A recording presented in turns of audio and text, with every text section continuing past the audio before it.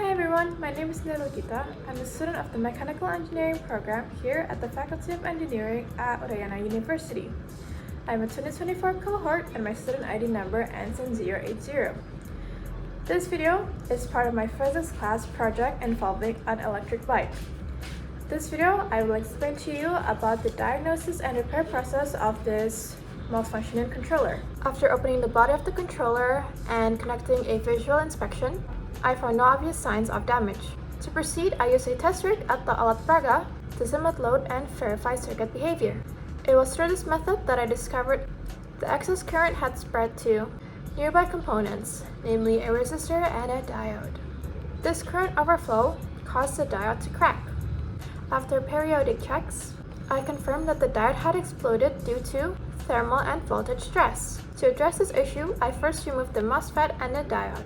I began by cutting the ledge of the components to simplify the removal process. I then used a high-temperature blower to heat the area of the PCB until the solder softened. When the temperature was sufficient, I applied a soldering iron to the back of the MOSFET and diode and used a desoldering pump to clean off remaining soldiers. This left the board ready for new components. I then installed new replacement parts, a MOSFET, a diode, and a transistor. All these were ordered online, and I've provided the links in the description of this video for anyone needing the same components. Okay, so now I'm going to be showing you guys the error that our controller had. So this is group 3's controller. And our error is located in the dioda and the MOSFET itself. As you can see, this is where we replaced it. It's a bit burnt, as I said before in my explanation, because of the solder.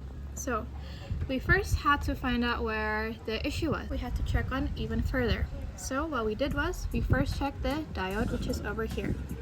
So this is the brand new one. Over here I have the new one and the one with the error. The one on the left, as you can tell, is the one that's broken, and the one on the right is the new one that we bought. So this is our MOSFET, the N channel or the negative channel. I'm going to show you guys the difference between these. When I check with the voltmeter atau lebih dikenal sebagai tang ampere, it's gonna show up over here. Okay, so what you're gonna do is first you're gonna put the black one on top and the red one on the very right. And then you just switch over here, and then the red to the middle, and then back to the top, and then back to where it started. And as you can see, it shows up 168. And as for the one that's broken, or the one that we had cut off, we just do the same thing over again.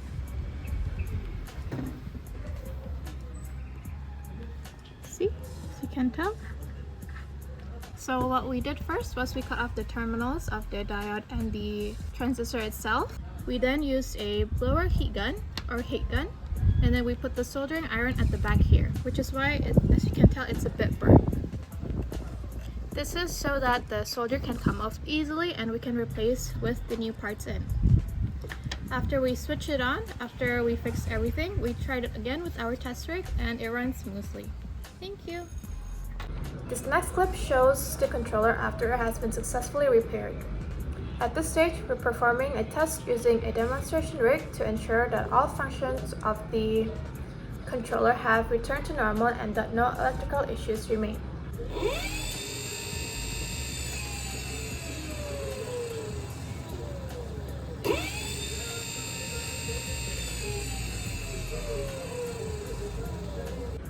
That concludes my explanation of the controller repair process in the context of our electric bike.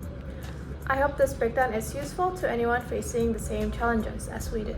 Thank you so much for watching, and I deeply apologize for any mistake made in this video.